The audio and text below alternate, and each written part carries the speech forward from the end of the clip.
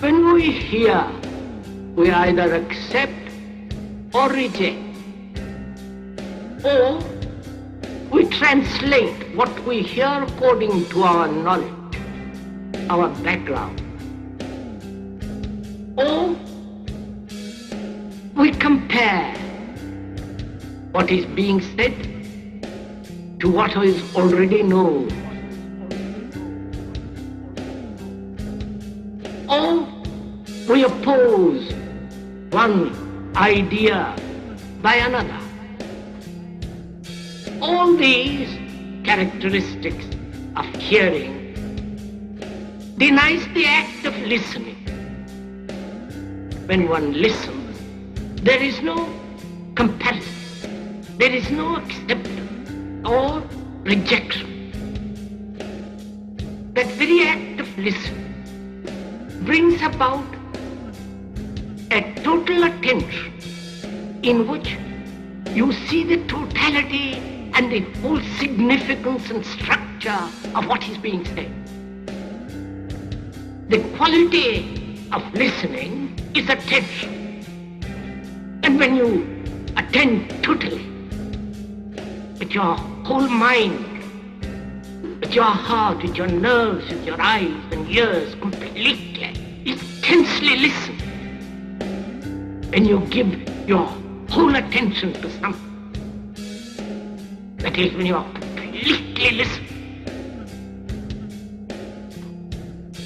In that state of attention, there is the act of listening. And that act of listening puts away anything that is not true. You listen to the totality of the thing. When you attend, there is no borders of inattention. And that act of listening is really a miracle. Perhaps it's the greatest miracle. When one can listen totally, without any defense, without any barrier. Then one can look. Then one can listen. Look, sir, if I want to understand what you are saying,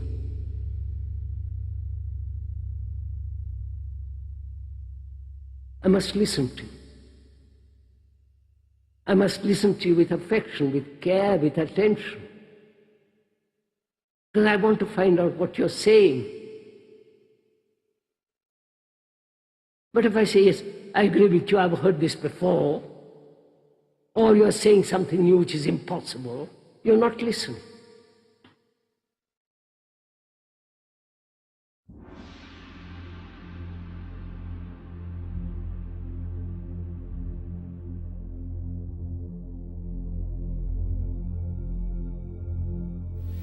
One of the most intriguing discoveries in modern science is the fact that there is nothing in this world that even approaches what might be called truly solid. We speak of solids, liquids, and gases, but these terms describe superficial rather than basic properties of matter. All matter, regardless of its state, is composed of invisible particles called atoms, which in turn are composed of other particles. The air we breathe, though invisible to us, is just as real as wood or metal, because it's made of the same fundamental particles. It is the arrangement of these particles and the forces that bind them together that give to a substance its special properties. If we bring a piece of steel close to a magnet, we say that the steel becomes magnetized. But what is it that actually happens? If we place the steel inside a coil of wire connected to a high-gain amplifier, and then bring the magnet close to the bar of steel, we can hear something that suggests movement inside the steel. Listen.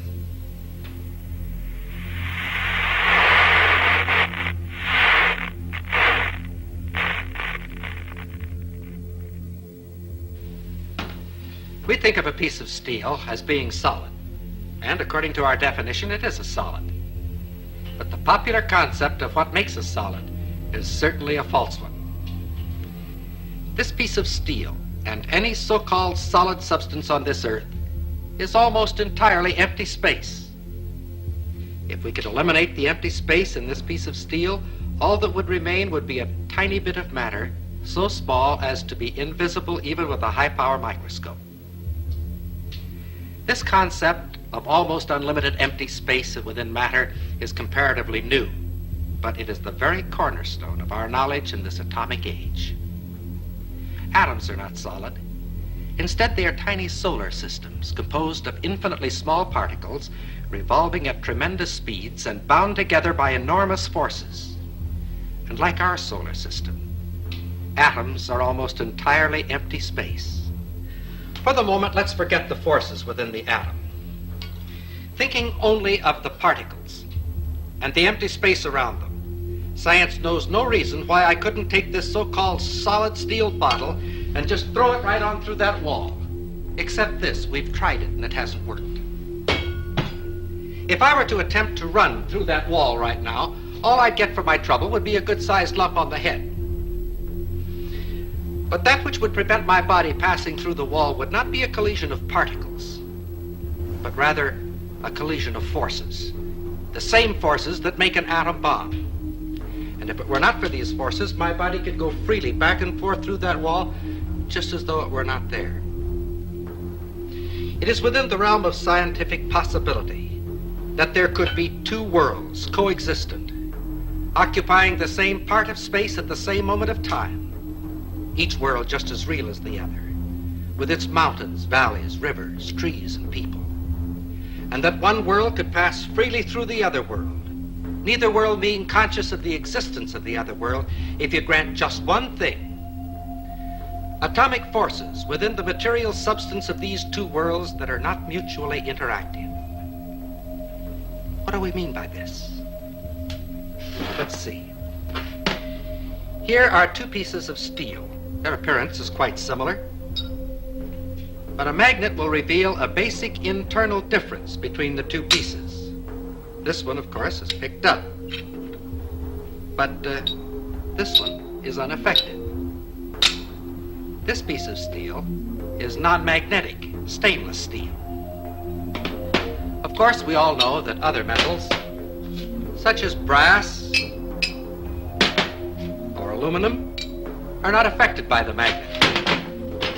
But a ring made of aluminum is something else. It can be suspended in air by the electromagnetic force of what is actually a transformer.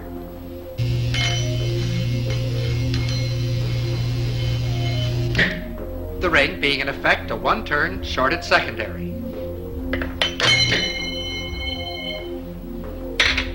A smaller ring will react even more violently.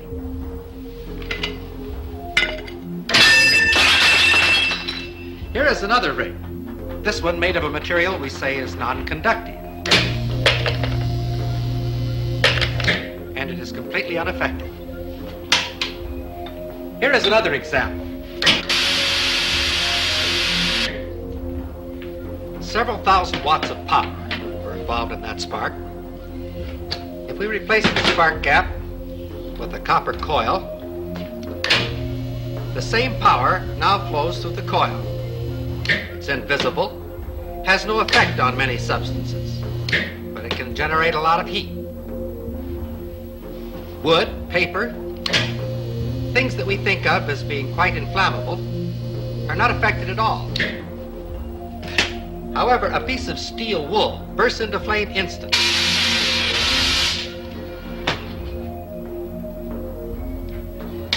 Did you ever fry an egg on a cold stove? It's no trick at all if you have the right equipment. This is a cold hot plate, and because it's cold, you can make it out of wood, if you like. Just be sure that there's a coil of wire inside and that you connect that coil to a high voltage alternating current source. The rest is easy. As long as we're being different, we'll use motor oil instead of Crisco.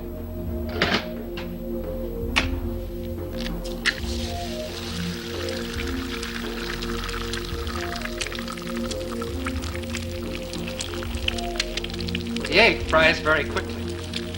but the stove remains perfectly cold. In fact, if you wish, just to keep it handy, you can fry your egg on the morning newspaper. With a gadget like this, you can get up in the morning, sit on the stove, read the morning newspaper, and fry the eggs in your lap. Another example of the fact that physical forces can be quite selective in their effect. All of the examples which we have cited thus far have been in the physical realm, and of course have been limited by that fact. We can, however, cite examples that transcend the purely physical and clearly demonstrate the reality of these two worlds.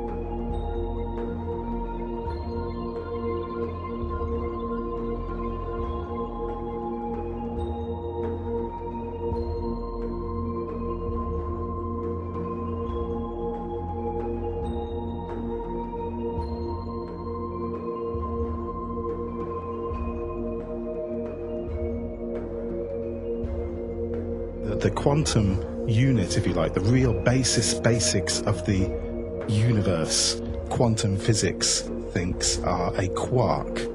Okay? Right. A quark, a single unit, a single nothing. A quark is made up of two units which vibrate.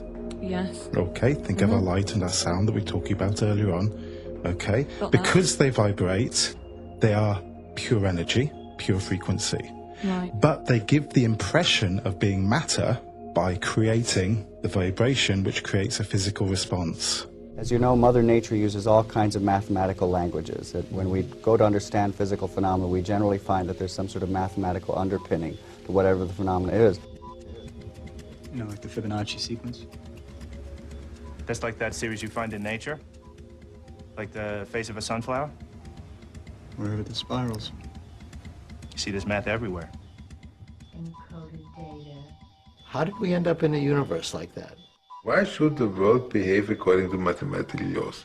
And it turns out, in fact, all of our senses appear to rely on sort of Fourier transforms, that they all seem to use the same mathematics. So again, here's evidence that the brain uses the same mathematics to decipher the sensory world as are involved in the making of a hologram, which is, as I say, not proof, but compelling evidence that something is going on there. It is not only that it becomes easier to describe with mathematics. As you go deeper and deeper into reality, mathematics becomes the only way to describe reality.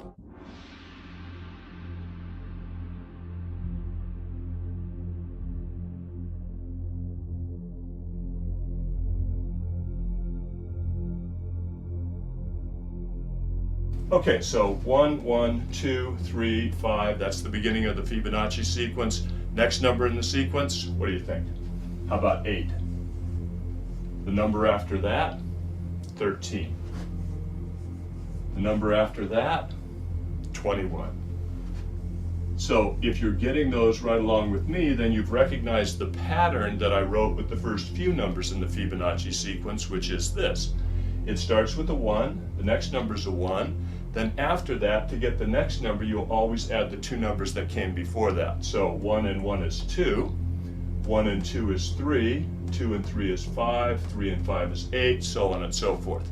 So that's recognizing the pattern that exists in the Fibonacci sequence. So it turns out that this sequence of numbers has all kinds of applications. It describes all kinds of things in the world that we see around us.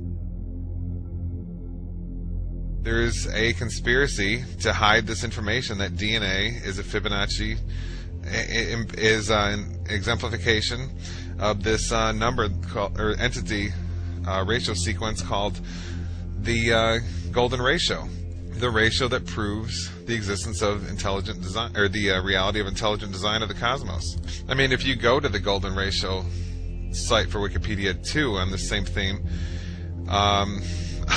They don't mention any of this stuff in nature that we're going to talk about here, that we talked about on the show 2 days ago, and that we're talking about here. They talk about how it's found in architecture and math and all this kind of stuff. They don't discuss it how it's found in the measurements of the human arm. Why not? It's just, I mean, well, I think I'm making, that's the point here. I think that just made sense to me, thinking this through as I say it to you. It has to be a conspiracy. How could all this be overlooked, and how could Wikipedia leave it out? It can't be. There has to be somehow that big money has pushed their influence somehow, and they've had a drive to keep this covered up or something. These can't all be coincidences, and since they're doing that with everything else, it has to be the case that there's some movement to keep this stifled. I mean, why isn't? And here's another piece to add to this. Why isn't this in our education system? We learn all this junk geometry, pea-brain stuff when you take geometry in high school, and they don't teach you about any of this, the golden ratio everywhere in nature. I went through elementary school, high school, college, undergrad degree in college, master's degree, and halfway through PhD, and never was any of this mentioned. And we know who controls the universities, the big money behind it, all the way up to the Illuminati Nephilim controllers. So this can't be. This is planned, okay? And you just wonder. It's got to. I mean, I'm almost concluding here in my mind this Davidson College site showing up #1 in Google all the time and first page, and Wikipedia having these strange measurements which don't correlate with all kinds of these examples from academic sites I'm finding. I'm putting them all, pictures of the screenshots in the newsletter. It's got to be a conspiracy. I mean, we could keep going compiling the evidence; it would just all lead to it. So, and if we could keep compiling evidence of it being a conspiracy, I mean, everything points towards it. I'm just throwing ideas off the top of my head. These strange sites show up at the top. Wikipedia is wrong. It's covered up completely in the best-selling books about the golden ratio, which come from wealthy university professors. It's the universities and the government-controlled education system absolutely covers it up. You see how, I mean, everything's falling in the same direction. So when everything, all these conclusions point to the same direction, that it's covered up and hidden.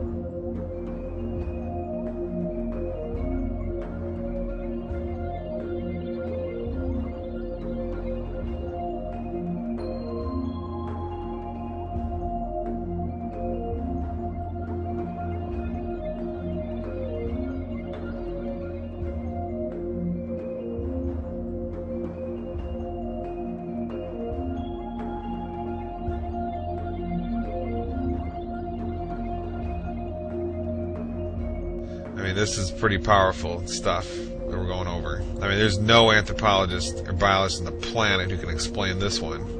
How the sunflower evolved a bunch of spirals in it. It's seed pod design, and how those spirals exactly lead to a golden ratio Fibonacci series numbers. Unbelievable. Okay, this is it. There's no question. I mean, we've all been lied to all through our undergraduate college degrees and our elementary schools and on our TVs just by them not discussing all this. I mean, you know how many examples I have here? There's so many, and they're all this powerful. Okay? And all this was hidden from us while we were in our schools learning about, what were we learning about? Plate tectonics theory. I mean, it's pretty sad case. And when it's so obviously everywhere in nature, it has to be a conspiracy in the satanic New World Order Illuminati system we live in. I guess they don't want you to know this stuff, because you might realize that this reality you live in is charged with Yahweh. The architect's fingerprint is absolutely everywhere, and it's in you. You are a piece of that fingerprint. And hey, you might realize that your consciousness is also, and that there's no joke in saying you're created in God's image, and you can therefore take part in the power and creation of the intelligent designer.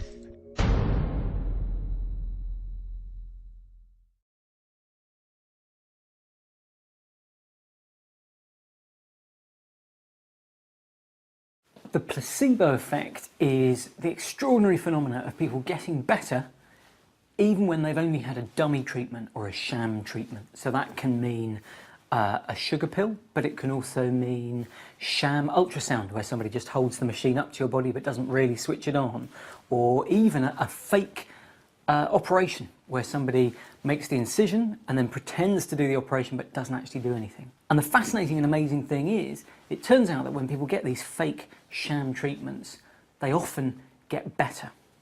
What's interesting about the placebo effect is it shows the amazing power of the mind over the body. When it comes to the origin of life, there are only two possibilities: creation or spontaneous generation. There is no third way. Spontaneous generation was disproved 100 years ago, but that leads us to only one other conclusion, that of supernatural creation. We cannot accept that on philosophical grounds, therefore we choose to believe the impossible, that life arose spontaneously by chance. End quote. See what he's saying there is that science has to be conducted in a naturalistic vacuum. On philosophical grounds, we can't follow the evidence wherever it leads if it leads us outside the natural realm, to a metaphysical realm, to a supernatural realm. We have to stay within this naturalistic, materialistic box. This in 1954, and the idea here is that science will ultimately answer all of these questions. But the last thing that we want to do is jump into some kind of philosophical or theological explanation.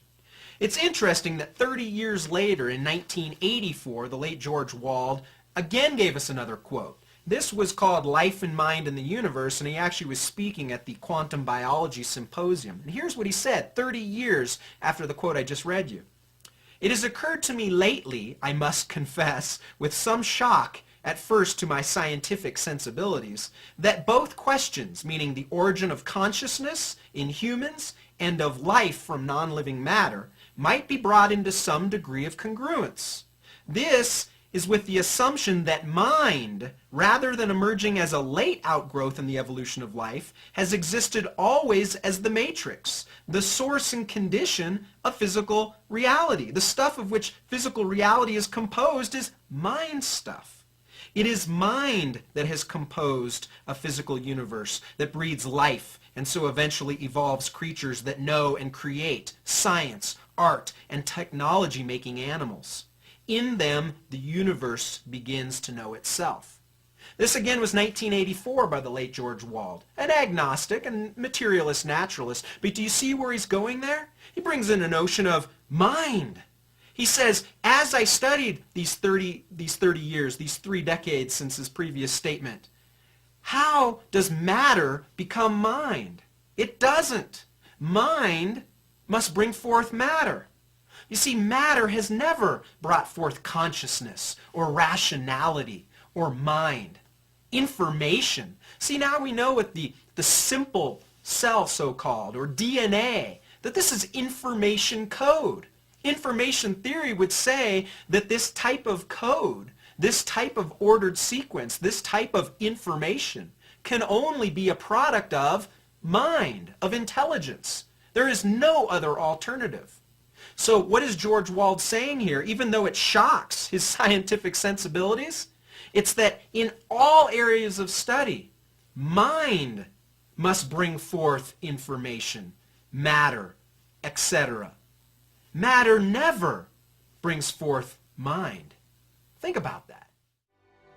The evidence to me that just cries out that there's a God is the study of DNA. DNA is a very powerful, massive information storage system. In fact, DNA that makes up our genes actually is like books of information that's read by a language system. It's absolutely phenomenal. And scientists know today that languages, a code, only come from an intelligence, and information only comes from information. Nobody's ever seen matter by itself give rise to a code. Nobody's ever seen matter by itself give rise to information.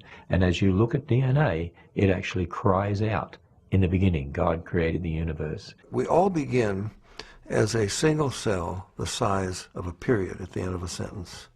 How does that cell know how to build a body with 100 trillion cells in it, thousands of different kinds, and each one of them is so complex, nanochemical machinery beyond our comprehension how it works, and encoded is the instruction manual. It's the manufacturer's manual how to build and operate every part of this incredible body made up of 100 trillion cells. Furthermore, DNA is a three-dimensional molecule that is self-replicating. Each molecule is able to make an identical copy quickly and efficiently. The Lord has even programmed DNA to detect and correct replication errors.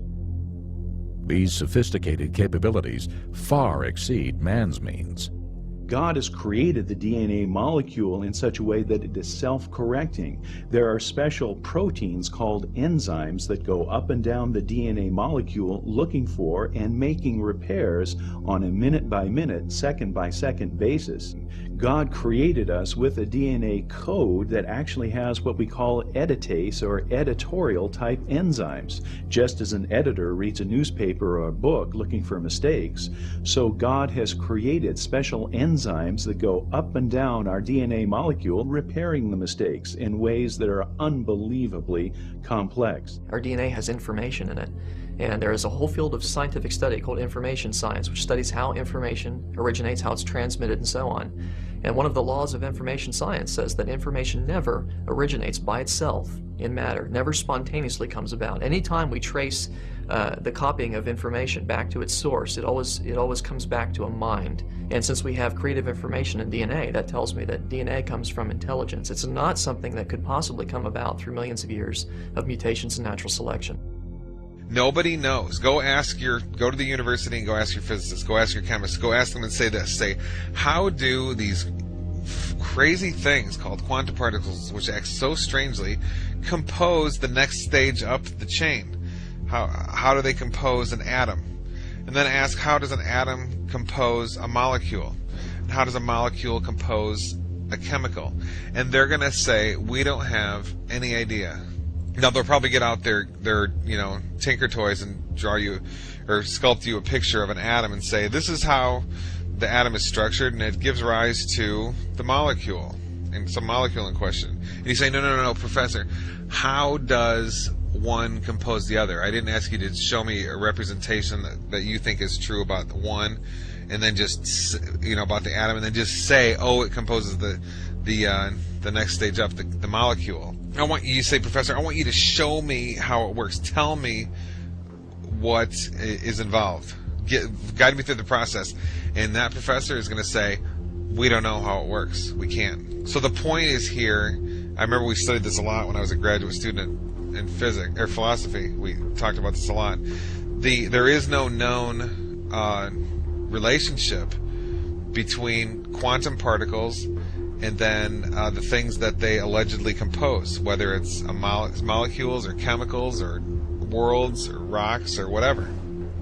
Now, there's a whole lot of people who are going to tell you that that's what happens, that the quantum particles compose physical reality. Now, I'm not so sure. This is the level of knowledge, okay, not of wishful thinking.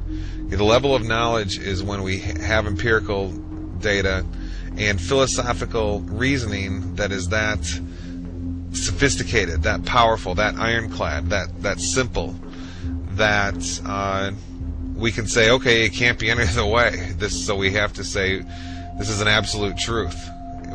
This has to be a truth of things, and this can't be an illusion.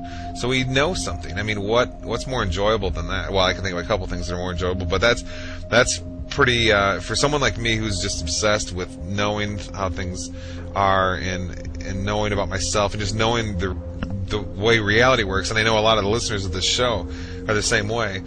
Being able to exist at that level, that empirical and philosophical level, is really important to me, and it feels really, really good. Okay? Some people don't care about stuff like this, and that's fine. Just let them go. And they care about other things. You know, maybe they care about art, or maybe they care about television, or maybe they like Barack Obama and war, and maybe they like to be brainwashed, or who knows what. But for me, I want to know how reality works, and it makes me feel, every time I get a little bit further along, it's like I've energized my soul or something. The deepest parts of me have grown, and they feel more spiritualized. Okay, so it's very, very healthy to do this.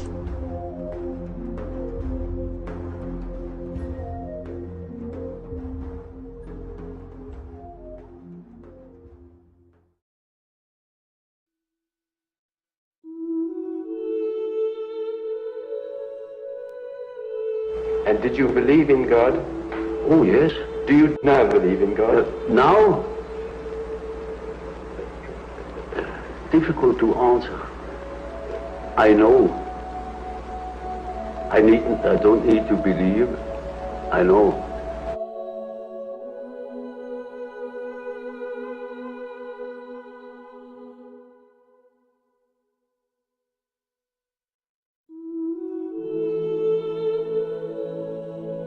You know, there are these peculiar faculties of the psyche, that it isn't entirely confined to space and time.